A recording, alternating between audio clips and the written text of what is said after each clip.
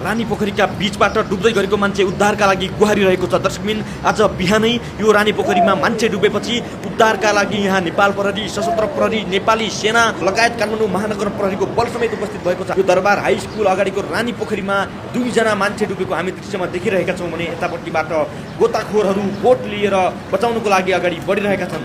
लामो प्रयासपछि गोताखोर टोलीले पानीभित्र हराएका व्यक्तिहरूलाई उद्धार गर्न सफल भएका छन् र र्याब बोटबाट सुरक्षित स्थानतर्फ लैजाने क्रम भइरहेको छ।